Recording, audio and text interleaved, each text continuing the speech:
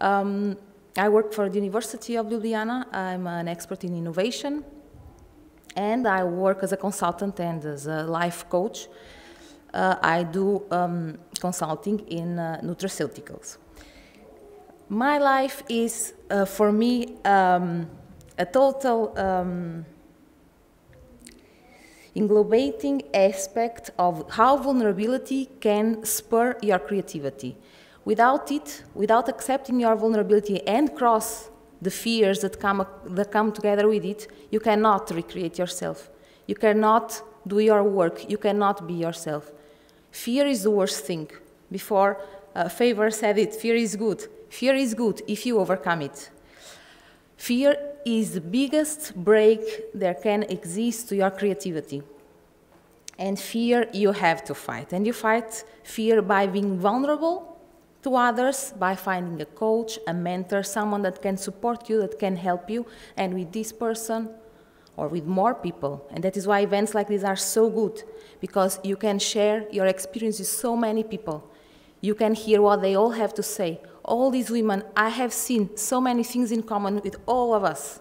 All of us are finding ourselves. All of us want to cross the stereotypes of being a mother, just a housekeeper, etc., etc. You have to live your dreams. The best thing you can do is do what you do well, is do what you have passion to do.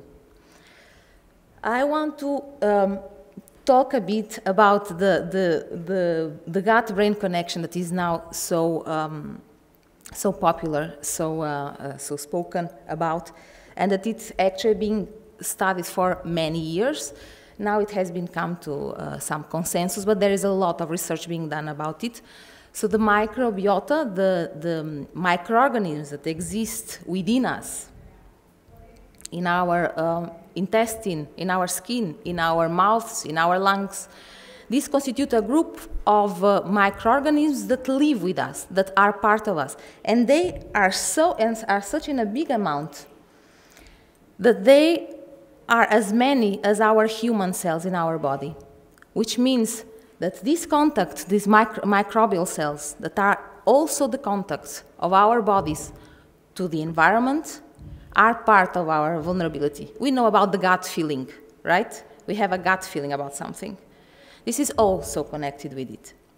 This gut feeling, this microbiota, these microorganisms that live within us, that sense the air we breathe, that sense the food we eat, the stress we are in or not, they communicate via some cells that exist in our intestines to the vagus nerve, which communicates to the brains.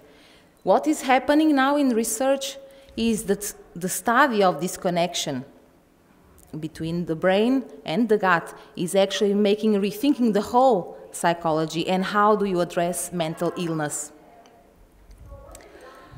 80 to 90% of humans differ according to their microbiome. So imagine we are not alone, right? We are not alone in any case, but we are not alone among us. Oh, sorry, did I do something wrong? This is our brain.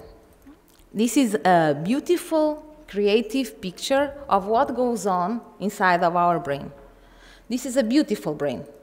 An open brain that listens, that is open to change, because we have to be open to change, because the world is changing and we are changing with it. If we do not change, we are subjected to fear. Fear stops our creativity. We stop being ourselves.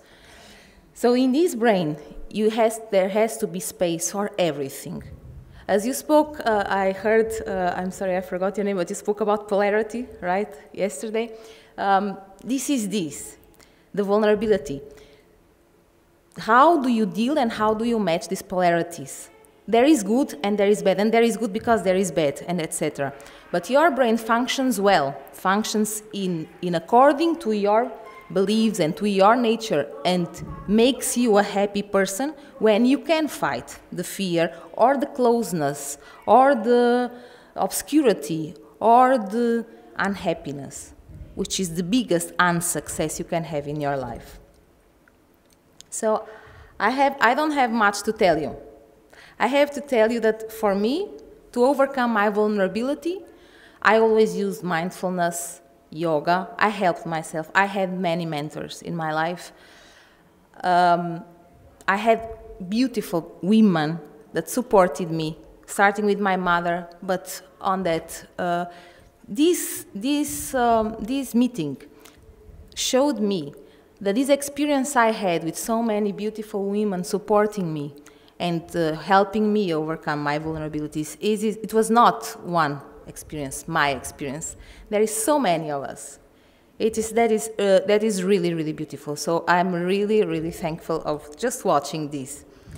Last but not the least, I want to tell you about this animal, the penguin, who is not just very beautiful. They are really a lesson of nature to us. They live in community in a very harsh environment, and they live so that they are all stick together, especially when there is very hard situations. And the strong ones are in the borders, are in the periphery. The weaker ones are inside. When the weaker ones become very warm, that the big, fat, healthy ones are outside and are already protected, then they come outside and allow this to go inside. They cooperate. Cooperation is the key. We have to collaborate, to cooperate, to support each other. No man is an island. And this is my message. Thank you very much. I hope you have a very nice meeting further. Thank you.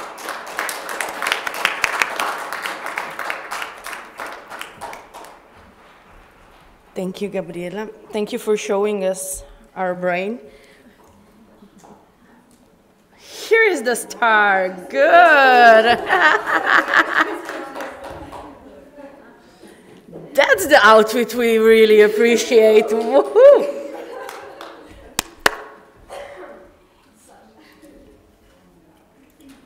She had a beautiful dress, by the way, yesterday. It was a green one.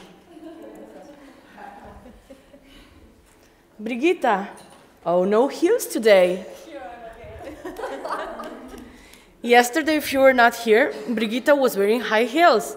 And she said, I'm usually not wearing high heels. And I said, how does it feel? And she said, after 5-6 hours, I'm fine now. So, we don't have a presentation today, right? I go out of comfort zone. Again? Again. Good. Hear me or I need a microphone? Okay, I can use it. Thank you. Okay. I'm so glad that today finally is my second speech, and after this is the third speech. And so I don't know how I came up to 3 speeches. It wasn't my choice. Software mistake, they told me.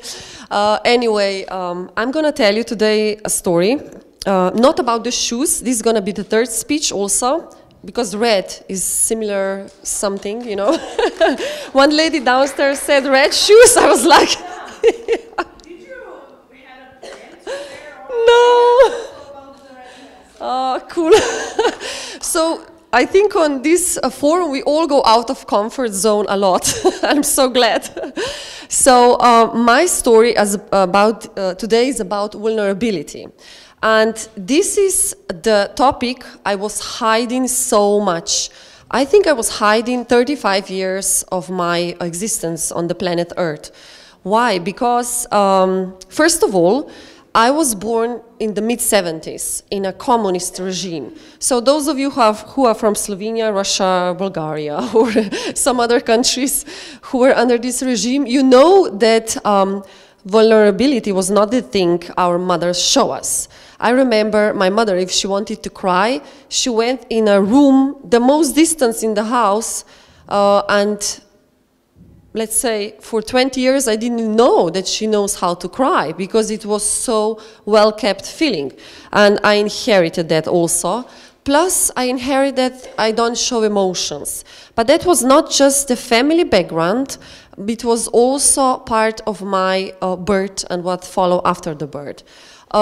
There's a story I actually kind of figured out or find out about what was going on first 3 years of my life just a year and a half ago. And actually I realized that's the story that shaped my whole life. As I said, I was born in the mid-70s. And that night, when I was born, out of 7 kids who were born, 5 of them died. And I was one of them who survived, and 1 boy was healthy. And something went wrong, not at the birth, because we all were born healthy. At the post-care of midwives, something was going on, because the day before was a national holiday. And in Yugoslavia, I know what they did in national holidays, so celebrating a lot. Somehow that story went down, and really, you know how it is in the hospitals. And it's just a thing I still try to figure it out, not to accuse somebody, but what really was going on and why nobody was accused of that. But anyway, I always say I chose my beginning myself, because I believe in life before and after. So it was like a great start of my life. The consequence of that was I spent the next 3 years on and off in the hospitals. So if you know, if a baby is away from mother and is not in a care of, let's say, at least one person, first 5 years, who loves him, nurtures him, and hugs him, you develop social dysfunctions later on in life, which happened to me in teenage years a lot, in high school. And I became really shy child. I couldn't speak. I could never imagine I would speak in front of the audience, not even one person. Not like here, or I used to speak in the United States where there was a lot of people. Then I thought something is wrong with me, because beside of that I was sick, there were consequences on my health. I developed severe asthma, allergies, like skin irritation. I had all these angina engines, I don't know how you call that. Yeah, and it was repeated on and off my whole high school. And doctors, you know, could resolve, let's say, 70–80% all of my diagnoses. So my first question when I asked myself was, how can I cure that I can breathe fully? So how can I cure myself that I can, you know, just move around with my normal classmates? Because in Yugoslavia it was also like this. If you were a little bit above the or below the average, they put you either in mental institution, in school for special needs kids, or my case, gym for special needs kids. So that to me was like devastation, because I was like, I think I'm healthy. Inside I felt I'm healthy, and I couldn't run, I couldn't practice, you know, they went outside, and I had to go to some different location school and practice with people who were really, they had mental, like brain damages, and they were really born already sick. And I was like, oh my God, this is not the story of my life. And I just, at that time, I felt like once Oprah Winfrey said, when, maybe you know this story, when her grandmother was hanging the laundry, and grandmother said, just look how you hang this laundry, because you're going to be one day working for one white person, you know, somewhere. And she said, I just felt this is not me. This is not the person the surrounding is telling me. And that was the same. I felt like this is not, I'm healthy. Why the surrounding, like my pediatrician, my mother, my father, everybody around says, you can't run fast, you can't be, you know, like without breath, because this is not contagious, it's gonna, you know, lead to another angina or whatever. And I found yoga when I was 14 years old in little town Škofja Loka, which was almost impossible that it would come here. But I think when we come to thanks for the theory before, gut feeling, I like it. Because practice-wise, I lived that my whole life. How the gut-brain connection works together with vulnerability. I realized yoga really helped me and open up my inner sight, that I started to be aware of where is this improvement I can do on my breathing. Why they just give me this medication, like, I don't know what's called anymore, and I get hyperthermia after that. I get all these rashes on the skin, which I can't sleep at night because it's so like itchy and everything. And I realized with yoga, I can help myself. Even though at that times it was considered as a secta. Is it secta in English? Yeah, like, you know, this is the voodoo stuff people do. And I didn't dare to tell anybody I'm going to yoga.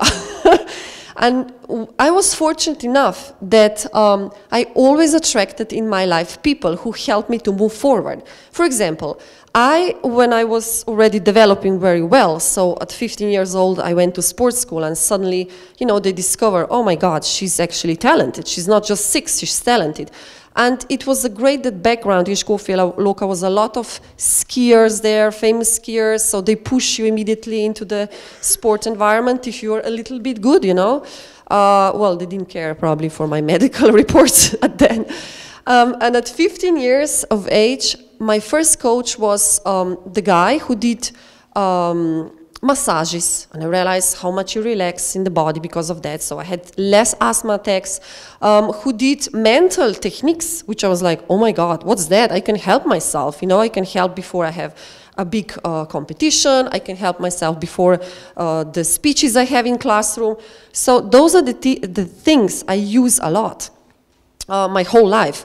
And I was fortunate enough to attract also my next level that was going to abroad on a full scholarship to University of Southern California because at that time I was quite a good athlete. And the funny thing was I was really offered scholarship by Harvard, by Indiana University, and then at USC, which was at that time not so famous, at UCLA. And I didn't do the tests because at those times there were no computers, internet, and you couldn't practice. For Harvard, you needed like 95% of all the scores. But fortunately, I decided then for B option, University at Los Angeles, which actually gave me all the experts. They started teaching me the techniques I'm now teaching people as a coach. So those were how much you can help yourself with. One is acupuncture. The second one, really helpful, hypnosis. Like I use it a lot, especially for crack my body and mental subconscious beliefs first 3 years when I spent in the hospitals. Sometimes I was, as I said yesterday, I was woken up from the dreams, like nightmares. I'm the only one in the world. And then I figure out through hypnosis that this is the stage I was when I was just a little child, deserted somewhere in the hospital, surrounded by glass windows. Even now I can't stand hospitals. It's just this feeling when you enter in and you smell it and you see it and you're like, oh, this is a bad memory for me. And later on, I realized that was all covering my vulnerability. That's why I'm telling you the story.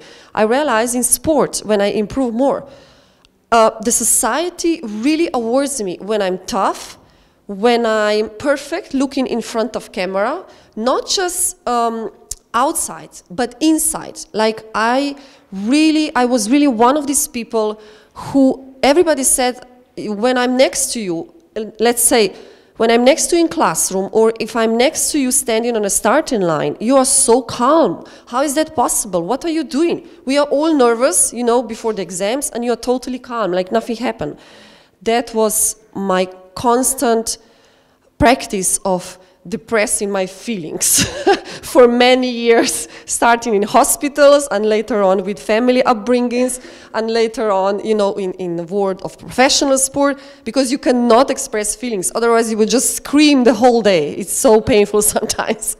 Not just physically painful, but like mentally, because coach says, you have to do that. And you're like, no, I don't feel like I have a period. You have to do it. No, I don't feel like. And it's constantly, you know, feelings not being heard. That's the biggest problem. And what happened then? I love the lady yesterday. She said, Yaela Raber, she's not here. She said such a nice thing. In life, the universe or life always brings you 3 warnings. And it happened to me also. A feather warning, a brick warning, and a bus. I got all 3 of them. Not just a bus, a tank, I think, the last one. So my feather warning was, where I had to first time show my vulnerability, was that when I achieved my biggest result for myself, that I proved to the world that I'm healthy, I was 4th in Olympics in Sydney on 800 meters. And after that, 2 years later, I felt so empty inside because, you know, you probably remember, you achieved your certain mission, and then if you don't upgrade your goals, you're like, what's next? And I didn't have a next big goal. This, just to be on the Olympics for me was beyond possible when I was little, beyond. Like, like my pediatrician would say, what did you do with your life? This is unimaginable with your, 2 fascicles of diagnosis. But it was just the right people at the right time, giving me tools and techniques that I was able to grow out of this mindset. I was surrounded. And I didn't work on my feather, of course.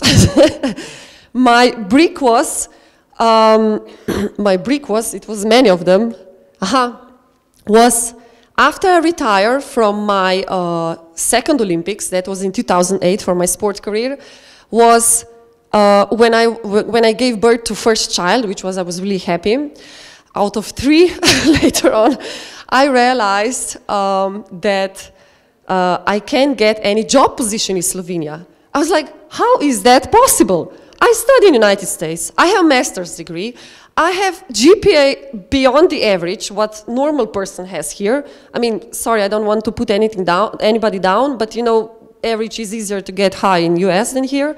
And I have, of course, I didn't have work expertise, but I was denied all the job positions when I applied for them in all the sport organizations, from Olympic Committee to Athletic Federation to a foundation of sport, like everything what I applied. And I was like, what is wrong with me? First I asked, of course, what is wrong with me?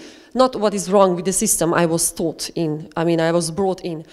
And especially after this brick hit me, because I realized all my friends who we used to compete together and who were on the same level of results and expertise in school and academically, they all got jobs in Belgium, in United States, Poland. They all got immediately offers, like many people wanted them. And I was like, what is now life trying to teach me? Something is wrong here. And then the second birth occurred, like really unexpectedly. Just 13 months after the first one, and it was so much work with 2 kids and no help, because I thought I can do everything myself, of course. And there was in 2011 when the bus or a tank struck me, and 2012 also. I was really stubborn, I didn't see it coming. So that was in a form of depression.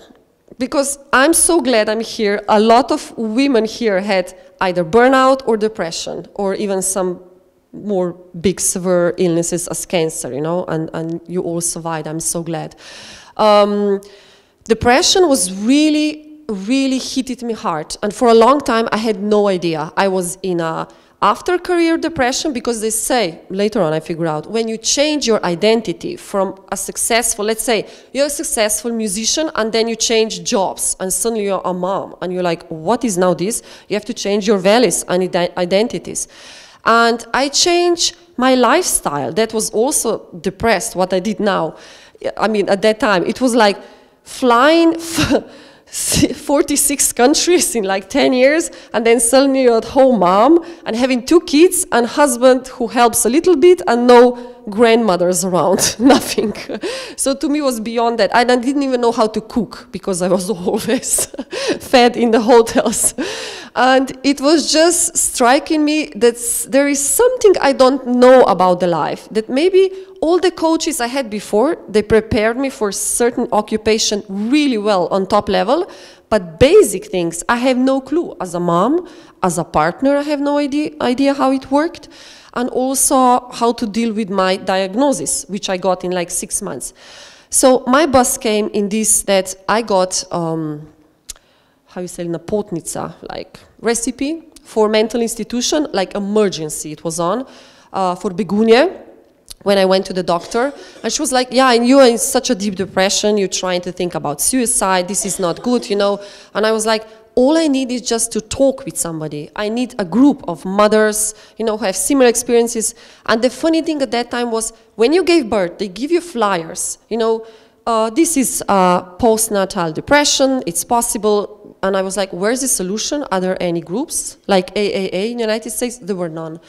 And after that, I realized I have to figure that myself. Because husband didn't believe me also. He was on the verge to leave me because he figured out I'm not giant version of myself. Now I'm playing small version of myself. Of course, I felt hopeless. And it was again originating, you know, this is the lectures I'm trying to tell everybody. When you don't get it, first time, it's going to repeat. And every time it's going to be stronger and stronger. And my lecture I got at that time, I was like, same as when I was in the hospitals, when I felt, I'm alone. Nobody cares for me. They left me. So what can I do now? That was the first time I asked myself, you know, when I was 33. I was like, what can I do now? Okay, I'm deserted, so admit it. And I just figured out, okay, as the same as in sport, you have to go back to sport just to walk. I wasn't able to do anything else. Go to the nature, change the food. I'm so glad you said how it's important, you know, the gut connection. Change your food because you eat like, you know, workers on the construction. Yeah, really bad food habits I had. And just give these kids maybe 2 hours every third day to somebody. I was for 2 years locked inside. I didn't even go outside because I was so afraid of the world and ashamed. How could that happen to me? I was always so positive. It's impossible that I tell this to my best friends.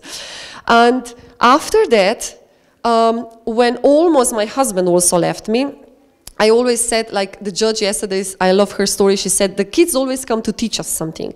So our second daughter was the one who convinced my husband, come back, we need you. She didn't say, I need you, we need you. Like the kids really know intuitively what the family should be look like. Even if I didn't know at that time, he had no idea even, he was brought in even worse family than I was. I mean, I admire my family, it's just they knew what they knew at that time. You can't blame them. So this depression taught me that there is always solution out. You just have to face it first, admit it, and what I did next was publicly I declare 2 years later, when I was able to, when I wasn't ashamed of it anymore, that I had depression. And believe me, in sports world, this was like not possible that you say that. In acting world, yes, in Slovenia, and in Hollywood, for example. In sports world, no, those are the stars, that things don't happen to them. And then once after once, all the, like, many skiers, women, they told me, oh, I was also in a deep depression, I just didn't dare to tell anybody. And I was so happy that I open up and they open up and that the public figured out this is nothing bad, it's just the label we put in Slovenia on it. The problem is if you leave that person alone, of course could happen that like Robin Williams, which I'm so sad that happened to him. I had so similar thoughts like he had. I remember once I called my husband, I was like, Uroš, come home immediately. I'm trying to kill myself. I was like so desperate. I was like really thinking, you know, when you're in depression, you have the whole day, 24 hours, these dark moments, really dark moments. And maybe 2 of light moments happen for 10 minutes during the day. And in those light 2 minutes, 10 minutes twice, I was planning, okay, Brigitta, you're in positive mood now. What is first step did you get out? And then the next, after 2 days, happened another light moment. I was like, okay, the second step out. And I did little action. It was so tired. Believe me, I was so without energy. But I'm happy now that I can tell it's possible. Not that you cure yourself. Many people don't have this strength. I probably have it from hospitals because I had to survive there, otherwise I wouldn't be alive without cuddling and touching at that time. But I said to myself, after 35 years to the end of my life, because one fortune told me I'm going to live up to 96, I'm going to cuddle a lot and love myself and love the kids I have. That's why I gave birth to 3 daughters, so I really learned from them. And I have everything to catch up, so it's nothing left, you know. But my thing is, I really had to show vulnerability, for not just for me, for the rest of Slovenians, because where I used to live for 7 to 10 years in the United States, that's normal there. You know, they talk about that, but not in Slovenia. And I think more we open up in this society, more vulnerable we are, especially women at the high-level positions, because we are treated like we are robots. We are not. We have feelings. More the polarity will be less and less, you know, between us, between men and women. And for the end, I would just say, yeah, just try to find what I later found out, that I need certain techniques that they fuel me up every day. find the tools that they help you, that you go every day out of the world full. I do meditation. I use 30 minutes every day for either meditation, breathing techniques, and then once a week I take a day off for me and I go for 4 hours in the mountains, really, and it helps me so much. In mountains, all the schedules I have, I really sort them out for another 7 days, and it's really worth it. And we women who are really like demanding too much to ourselves, you need escape like that. Some people go to wellness, you know, and they sort all the tasks. I love the mountains because there is quiet, and I love the nature, and I know I do something for my self-love. So this is it. Thank you. I was too long. You were.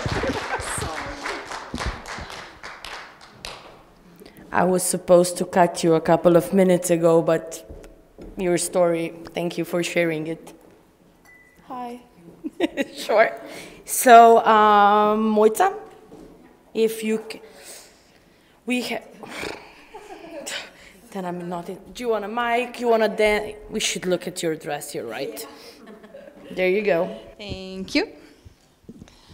Well, let me begin that this speech all start with this dress. This dress I'm wearing today, actually 4 months ago, I walked into a boutique for the second time in my life. For the first time was, of course, for my wedding dress. And I walked into a boutique with my stylist, Hermina, who is, by the way, here. Say hi, Hermina. And we walked in to buy a dress for this special occasion in the women, be me vulnerable, be as a woman, and yeah, we did that. And she picked. I was in my head. It was like I will have a black dress or a blue dress, and she saw this red dress and said, "Mojca, you will try it on." And I was like, "No way." No, no, no, no. Me wearing a red dress? Are you crazy? No, no way. This is not happening because I don't do red dress. Maybe a red, no, not red shoes. Maybe a red underwear, red t-shirt, blazer, but whole dress, no, no, I'm not capable of. And she just had so crazy look in her eyes, and I was like, okay, okay, I'm a little bit scared of you, but okay, I will try just for your sake. And I did. And with a lot of work, you see, they have a lot of details, they managed to put it on, and as I looked myself in the mirror, my, the water, my tears starting pouring out like somebody opened a pipe. It was like I was crying. I broke down there in that boutique. But you would ask yourself why. It is just a dress, but you need something, you need to know something about me first. In the middle school, I was that kid who has a mustache before any my colleagues in my classroom did. So I was the first girl there. And they did a lot of bullying, and I was that kid who gets bullied a lot, and that kid who started to thinking that I'm not good enough, that I'm not beautiful enough, and pretty sure I really embraced it, and I really walked through my whole life until 31 with no self-esteem. And yeah, and even when I went through, I was a scientist in biochemistry, and where in that case the beauty is like not good thing. If you are beautiful, then you are not smart enough, and they bullied me again with that. So I actually hide myself, and I put myself down and tone it down with a black dress, with a black, just be invisible, be back in some stage, hide. And I did. I was hiding a lot. And then after me and my husband take over the business overnight, which I was telling there, after disease in family, we take over the family business. And again, this business is a man business. It is a stainless steel production company, and we produce breweries.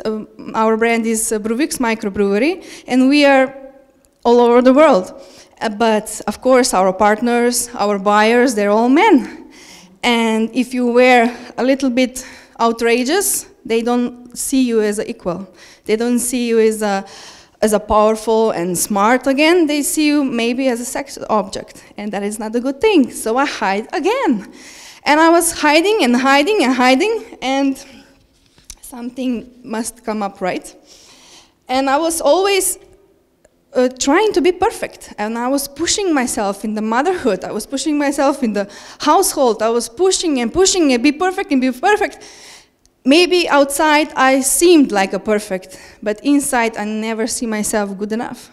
I was never good enough in my eyes. And I couldn't look myself in the mirror. I couldn't look myself in my eyes and say, "You're gorgeous," or I was hiding. I was even in the gym. I was hiding behind, so I don't have to look at myself in the mirror because I hated myself.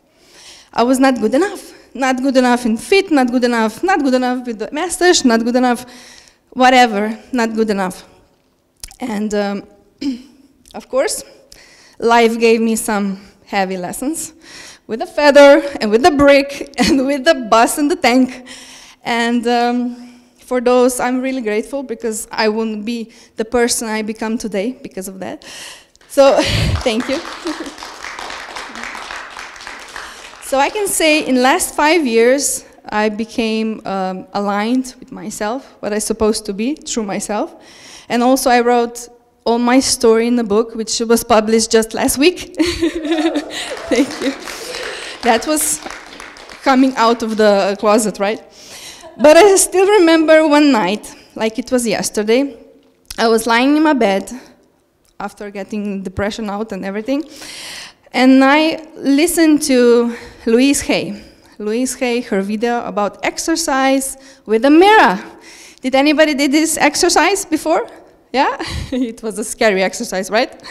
For me, it was so scary that I think it was easier to get in being the labor than did this exercise with the mirror. And I did it, and with a lot of exercise and patience and acceptance, I can now say, Mojca, I love you. I really, really love you. And I respect you, and you are enough. And I do that exercise. I did it this morning. I did it this morning, and I empower myself now through the mirrors. Thank you. Because those are really healing words, to talk to you, to yourself like that. This is the powerful thing. Because you can be vicious, like Meta Groschel yesterday said. You can be vicious to you, or you can be kind to you. And please, be kind to yourself. You're beautiful. You are enough. Because, you know why? Because in just a scientific fact is that you are here, born as you are, with your DNA, special DNA, which is like 2% different from anybody else, you are 1 to 400 trillion or more chances that you are here as you are. And that, I think, it's pretty enough, right? Give yourself a huge round of applause. Because you deserve it. You are gorgeous, embrace it, and be yourself. And to finish the story in the boutique, let's go back to that moment when I saw myself and the tears coming out like a waterfall. At that moment, I saw that woman.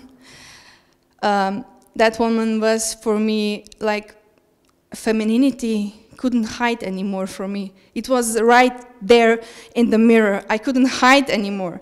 And I accepted it, and that's why I started crying, because I was aligned with myself. And at that moment, I accepted myself deeply and completely to my hardcore. I love my mustache. I love all of my body, my belly. This give birth to 2 kids. I'm proud of it. because some of girls cannot have kids, and I am proud of it. So embrace your every detail of your body, belly button, finger, nail finger, whatever. Embrace it, because this is you. In every part of your body, you need to love it. That's bringing to me what I saw there. I saw there imperfectly perfect woman. And you all are imperfectly perfect human being. So give yourself again a huge round of applause.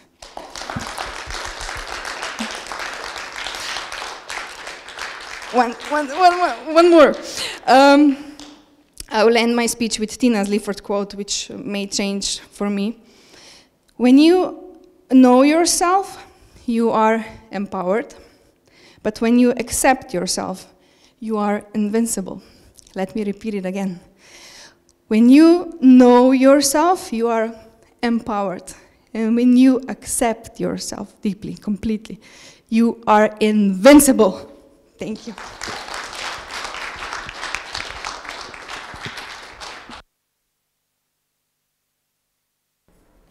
Mojca, are you angry if I correct you for a second? You said you're all beautiful. We all are with you. And the dress. I can say you're the most beautiful dressed woman today. I mean, I have a nice dress too, but you won this one. Thank you very much. So, who's next? Tamara? Tamara or Tamara? Tamara. Tamara. I'm from the coast, we say Tamara.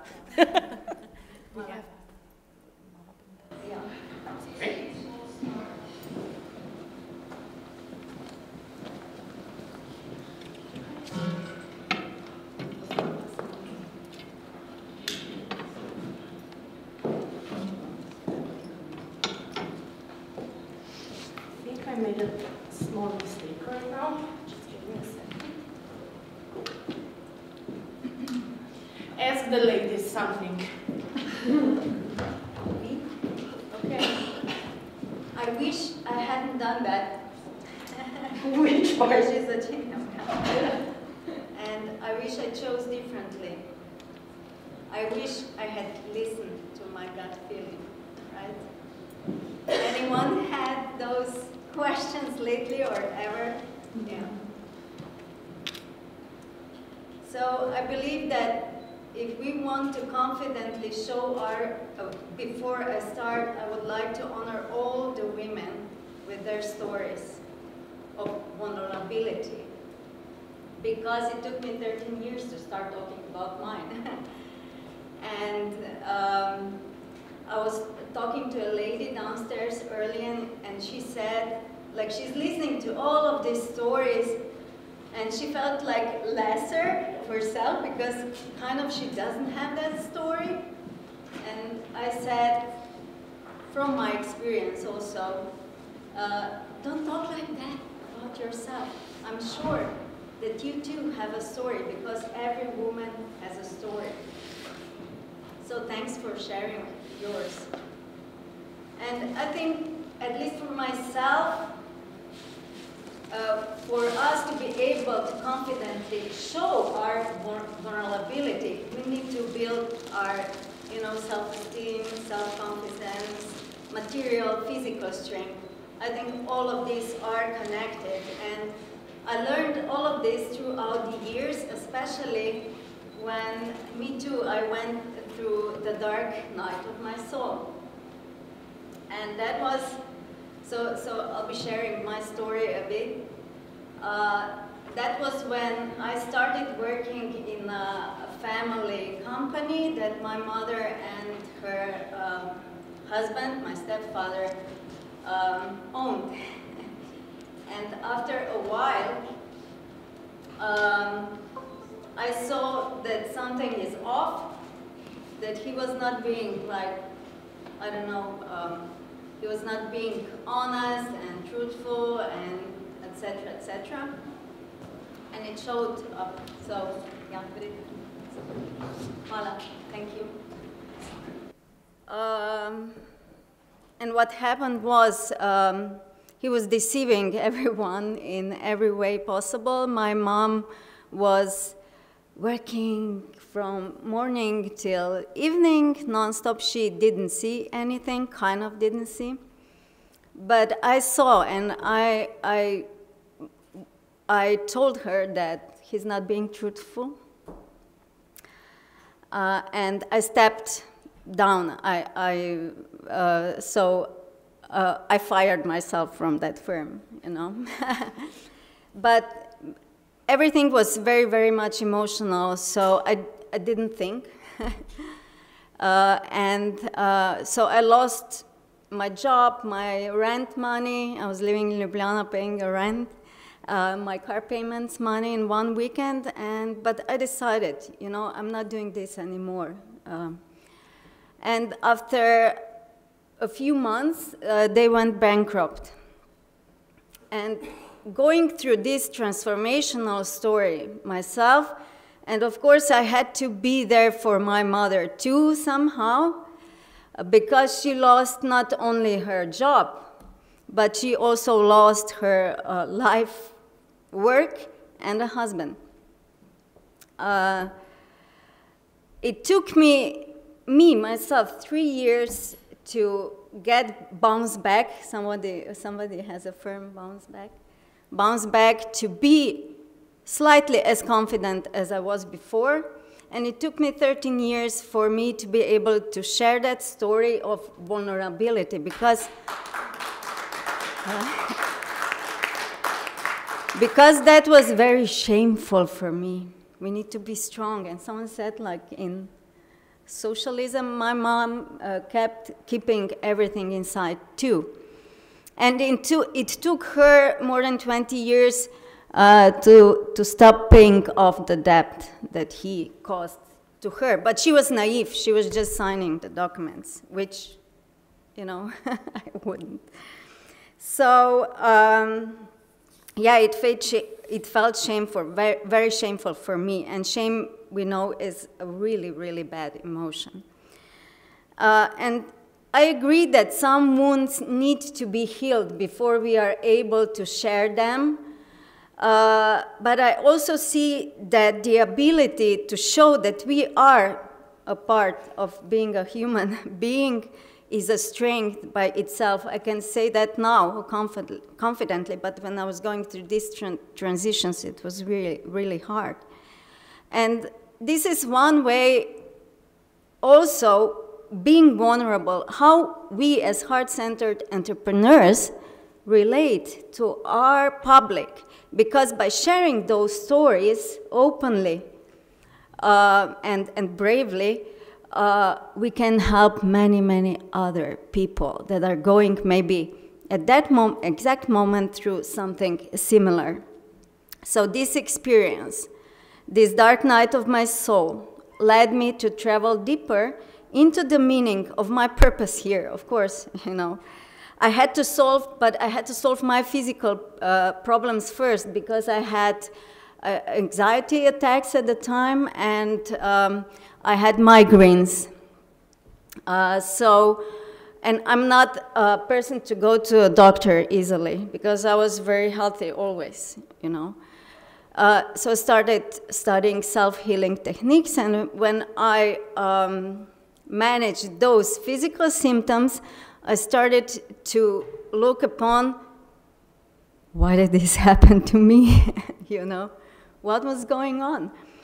And I didn't find the answers at the time. After 17 years of school here, after finishing university, I didn't find the answer in the circles I was in, within my family.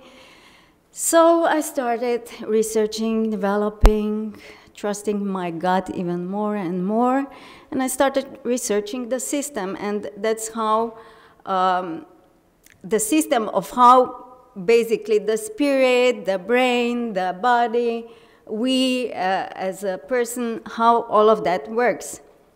And my favorite psychologist, Jung, he said that I will talk about the intuition instead of gut, although the gut is one way of perceiving intuition. Our body is really, really cool sensory instrument, and it always shows us what's going on. Yet, unfortunately, we need to be hit by a bus to start listening, right? So Jung said that intuition is not just a perception, but a creative process that has the ability to inspire. Thus, the intellect, like the brain, for it to be able to operate with maximum capacity, needs inspiration. So we need both. We need inspiration, like intuition. We need to hear it, and we need to we need our brain to process all of this information and help us implement all of that into this material world. And I will show you how I found out this is done. So yeah, so Jung said that rational mind, for it to be able to work with full potential, it needs inspiration. It needs this creative crack in our mind to let this guidance in. And now I will show you how I found out. When I started on this path, you know, intuitive path, this was like learning to walk again for me, because I was being connected to the wholeness of being me, finally. Because when you are a kid and you say, I know something, how do you know that? I just know. And they all say, no, that's not true. You have to be like this, you have to be like this. And then you forget, and then you go to your teens, and life just takes you. So this is a tree of life. How many of you knows the tree of life? Yeah. Super. So I kind of translated it with intuition into what I do and how I actually explain to people the system of how the system of intuition and the brain and materialization actually works. I studied it for a year, and I'm still studying it because I'm sure you know it's a very complex system. But it actually tells us about our potential. And it says that everything from the spirit, like up there, like gravitates toward the kingdom, which is the world we live in. And I also didn't know before that we live in the kingdom, because kingdom was always something much higher. And that was a revelation for me too. And everything that is already materialized also has its spiritual component. So, and here is what fascinated me the most is, and I use this system now to help people, basically, mostly entrepreneurs, to find what their strengths are, what their weaknesses are, when I do this comprehensive 15 pages analysis for them. And it's really cool thing. But what fascinated me, it travels down here, but the impulse, the intuition is here. I will show you later how it looks on the body. It's here, like physically. It's maybe we are thinking about the brain. Of course, we have a left and right brain. Everything needs to be synchronized. Impulse is here and rational mind is here. They are actually on the same level. I would say they are one, they are the same thing, but because we live in the polarity world, we have yin and yang, good or bad, and intuition and rational mind. So they really, if we want to be in balance, like here, both need to work hand in hand. But first comes intuition, and then we use our rational part of the brain for intuition to be implemented in practical life. That's why we need the brain. We need to know how to function here. So yes, I wished back then that I had made different decisions, but I didn't. I missed the feathers, I missed the bricks, I missed everything at that time. But there's a value in all of that, because if I didn't know that, I wouldn't know how to cherish what I had built after that. More meaningful life, like I've met my soulmate, I have 2 healthy children, and I started on my personal path of developing my business the way I want to do it, you know, not what I was taught I should be doing. And yes, I want to show you this. So here is intuition and here is rational mind, and this is all personality on the tree of life. It's not the spirit, it's not the soul, like heart here, and it's personality. So we really, that's why I'm trying to, that's why first for myself, I wanted to understand how this system works, so to be able to use it, but actually it's about building that muscle and using that muscle of intuition for us to be able to trust it fully, although we make mistakes. Like, you know, one mistake could be, I was buying a washing machine a few years ago, and there was this voice in my head saying, ask this guy, the sales guy, if it works. Ask this guy if it works. And I dismissed that, but it was constantly telling me. And we brought this washing machine home, and it didn't work because the electronics were off. So that's why we have it, not only to help us go through these dark nights of the soul, but also, and I would have to, you know, synchronize my left and right brain then, for just to ask, please try it before you send it to our house, because it takes time then to replace it, and you are a family of 4 without washing machine, and, you know, these practical things. So yes, this is how I found this gut-brain connection, but what I want to show you, if we are not synchronized, if we are not using both equally, this is how we look like.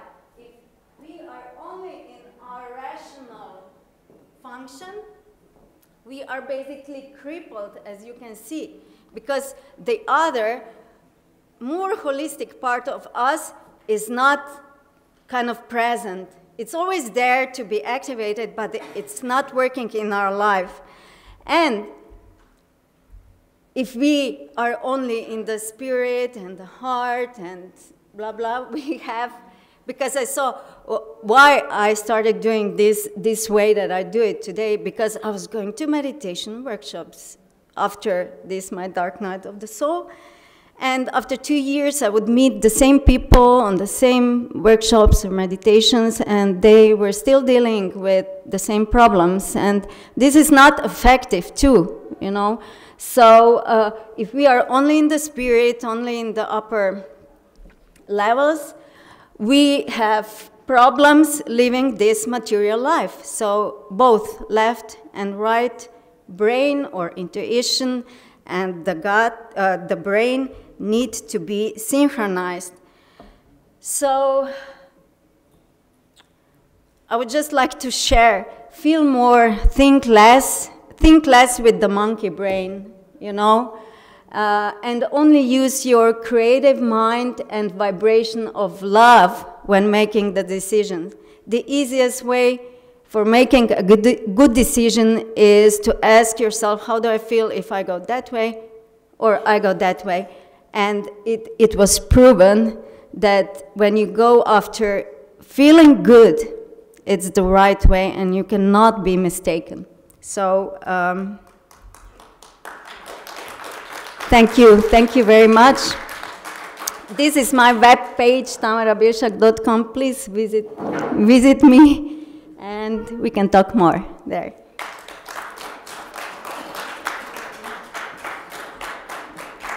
Thank you, Tamara.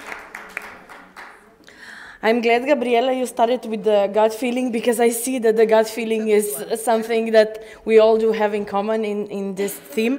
I know we're running a bit late, but allowed myself to squeeze in another speaker. She couldn't make it yesterday, so please, Alicia, join us, and we'll try to get back on time because we were really on time. So let's see. Have a presentation. There, I'll just put it like this, and there you go. Okay, thank you. So first of all, I wanted to apologize to all of those who was waiting for me yesterday. And you can imagine how vulnerable I felt at the time when I realized I should be in the, I think it was the next room. First of all, I wanted to ask you, what was the last time you felt vulnerable? Today. Yeah? Brilliant. Because when you think about vulnerability, you have to be able to recognize when you are vulnerable. If you're not recognizing you are vulnerable, you're not able to make the right decisions. Because our decisions are always state dependent. But it's not easy sometimes to recognize that we're vulnerable, isn't it? We only recognize it when we, like one of the other speakers said, being really hit by the bus. Because that's big, that hurts. But we're ignoring the connection. We're ignoring the connection between our gut and between our brain. And Gabriela can put it much better in terms of gut-brain connection. I'm coming more from a stigma of vulnerability. But what I've learned in terms of the gut-brain connection of vulnerability is that our gut tells the brain, gives us the signs, the butterfly feeling in your stomach tells us something isn't right. So the gut feeling, when somebody tells you, have you got gut feeling, or what is your kind of gut instinct? Listen to that, because the microbiota within the gut is telling you something isn't right. And as I said, Gabriela puts that so much more eloquently, which I really enjoyed the talk. So there is a lot of reading that I've done. I specialize more around helping people to have happier, more fulfilling life, but also have lots of fun while making health more sustainable. And I look at health as holistic. So I don't think one is better than the other. But what I also learned is that in terms of health, you have to be able to embrace different things. And you have to be able to embrace different things because if you even though you have a good diet, but you don't really manage that diet appropriately, you will learn that your microbiota in the gut has changed. And you might not be able to absorb the minerals, you might not be able to absorb the nutrients in the same way as you should. So it's very important also to look after your gut, at the probiotics and everything that you use. That's why I believe if you look at your health holistically and borrow different schools, this way you're able to support your mineral intake, your nutrient intake. And if you heard me yesterday, you know that I specialize around helping people with geothermal waters in terms of absorbing things through the skin. Because what we're also learning, and it's a very new research, and it's being done in America, that's coming out that not only that's now proven in terms of gut and the brain, in terms of the gut-brain connection, we're talking about it. Michael Mosley, 5-2 diet, Dr. Emren Meyer, again, 20 years of research. So we are very much aware of gut-brain connection. We're also learning there is a connection between the skin and the brain. There is connection between the skin and the gut. So I'm just waiting to hear whether soon they're going to be talking about there is another brain and it's in the skin. And there is already talks about that. So when, again, the three prominent figures that help me to think about the gut-brain connections are Michael Mosley, obviously Dr. Emren Meyer, and Dr. Gershon, because those, I think Professor Gershon. So so in terms of understanding that gut-brain connection, you have to understand that if your microbiota, when you are born with certain microbiota. And if your parents weren't leading healthy lifestyle, if they had a lot of vulnerable events in their life, it's likelihood that your microbiota isn't as strong. So you are genetically predispositioned to actually, you are genetically predispositioned to have anxiety, to have depression. So it's very important that in the first 3 years of your life, you are very much supported, because we know the microbiota at that point is developing quite a lot.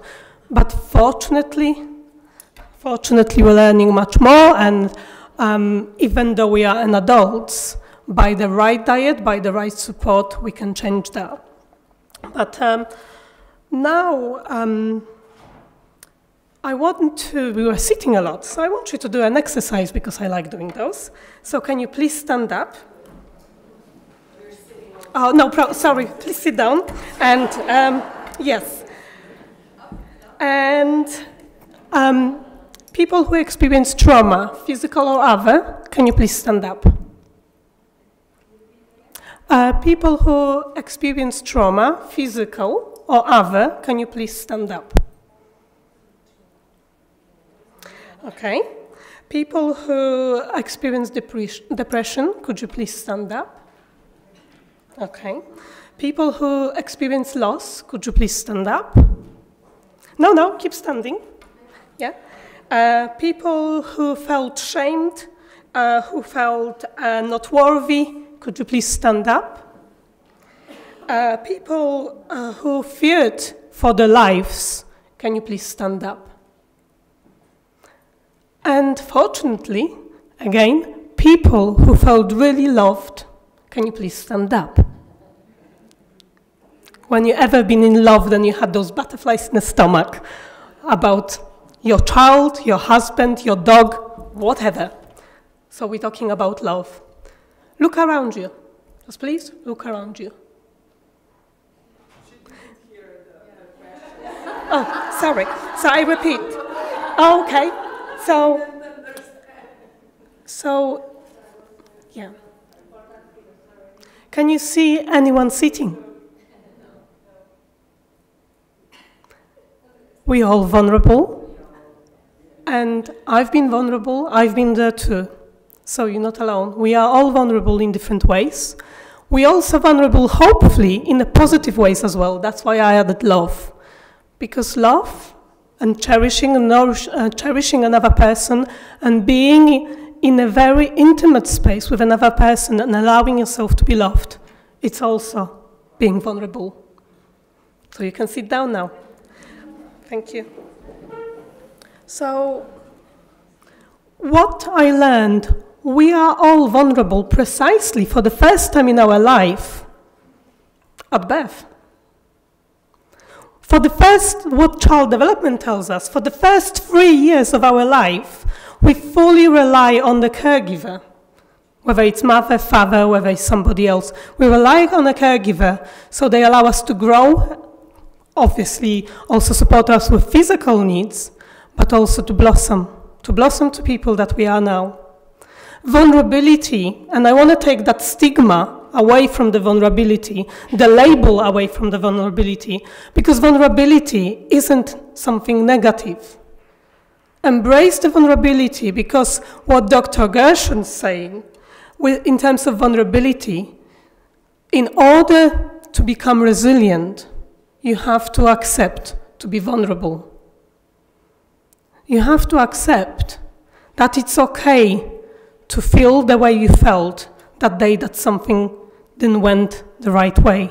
It's okay to cry when you needed to cry, but it's very difficult, especially if you're in management position. Isn't it? And tell me how I know that. I was in a management position. Prior to that, I'm going to run a little bit back because I think it's quite a pivotal moment for my life. And that's why I think I'm in a health and social care profession.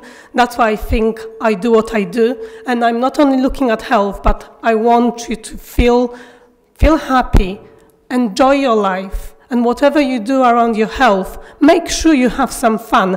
And geothermal spas can offer that. They offer the three things. So, first of all, I am a twin. And my twin brother is severely autistic. Can't speak. So I use a lot of nonverbal communication. And I helped him quite a lot with support of my family and also with professionals from the UK and beyond. So he's in a very different space than he was a few years back. So that's my first part around the vulnerability, and living with vulnerability every day, and living with stigma every day. When people didn't understand autism in Poland, I was throwing stones at him, and we felt we needed to protect him. Because living in a small area, in a small village, it's not necessary, was very well accepted, especially because he was different. Secondly, the vulnerability later on in my life. At the age of 20, I decided to go to UK, study and come back. Well, I studied, I never come back. I found my love of my life, and I have my family. Wonderful. But in the year 2000, my grandmother passed, and I spent lots of summer holidays with her in the mountains. That's where my interest in geology comes from. I love the mountains. I could spend hours in there climbing and doing different things. Then again, looking at vulnerability further on. In the year 2002, my father passed away of cancer. In the year 2004, my sister passed away of cancer at the age of 30. My other sister at the same time fought cancer, and she's a survivor.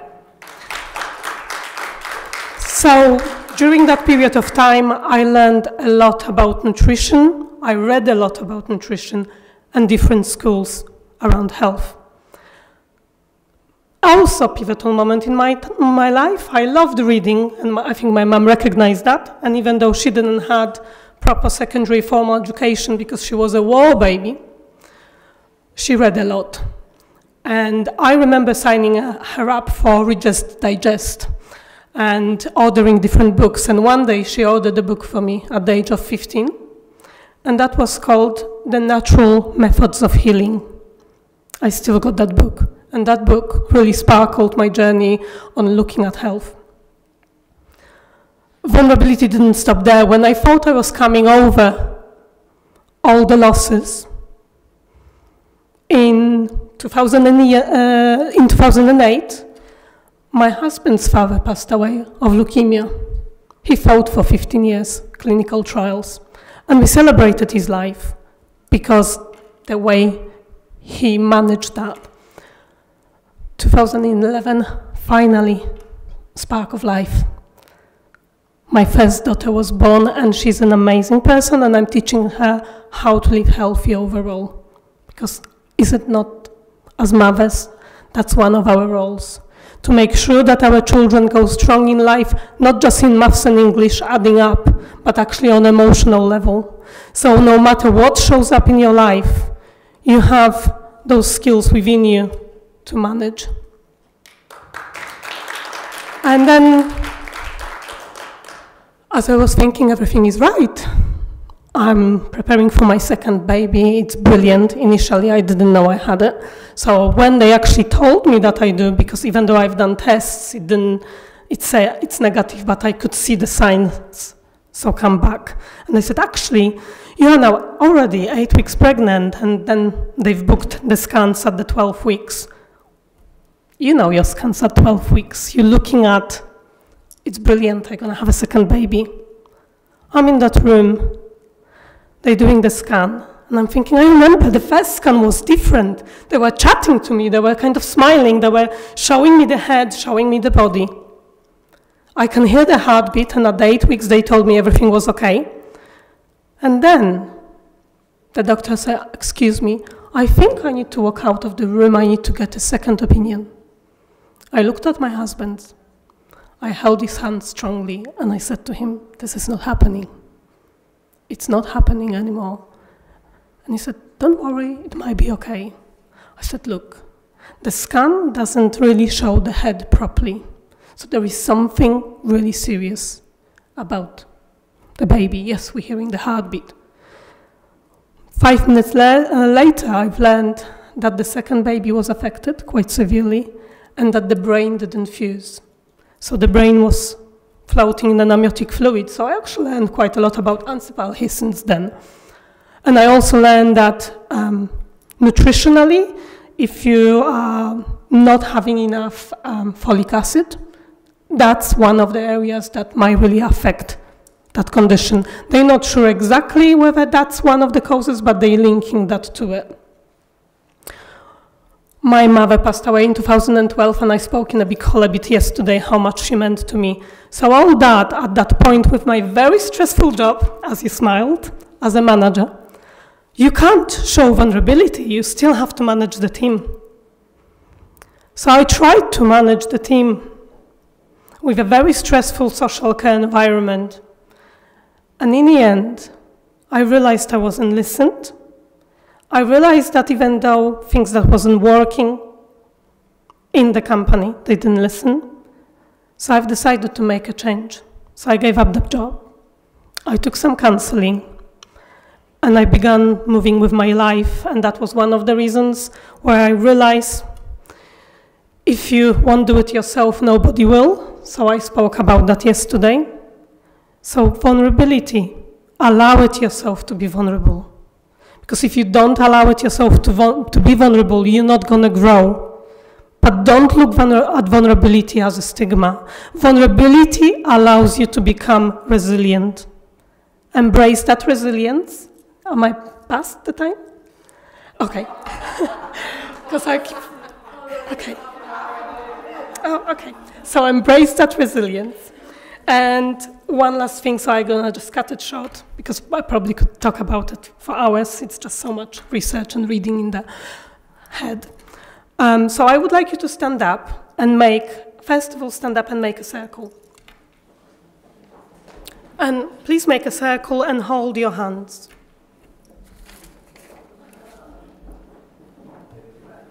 Coming with us? Yes.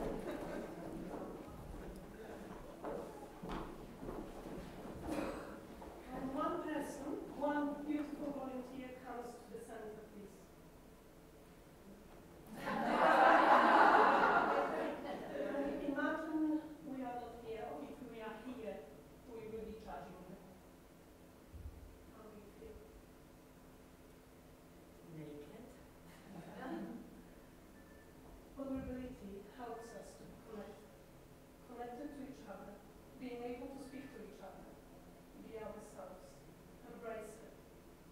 Secondly, we are so connected to this, isn't it? But are we really connected? Because if you connect it and use it and speak to the people you're linking with, spending the time with them, and yes, and you're truly connected. But more and more, we are nuclear families, not having the right support around us. So it's even more important that you embrace your vulnerability. Start making real connections. Because the research also tells us our young people, our children, connecting a lot to those. And if you leave them in your bedroom overnight, we know that we're becoming more anxious. It also can lead into a depression, and that's the new research that's coming out around it. So please, next time you have your phone at night, just put it on stress and charge it. So you allow your body to heal.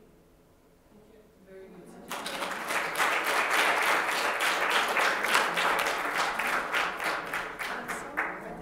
All the things. Maybe if I add just 3 more things around what you could do, because I forgot to add that. In terms of what you could do to embrace your vulnerability and my quick journey, initially, I started with geothermal waters and relaxations, and also then, because I knew already about the healing of geothermal waters, that was brilliant. But in time, I added yoga. In time, I added walk.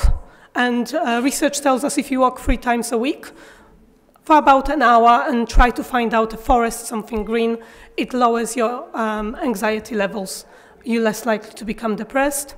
Again, in terms of taking the 5 minutes for yourself and recognizing I'm not in a good state, do the breathing exercises, do whatever makes you relaxed.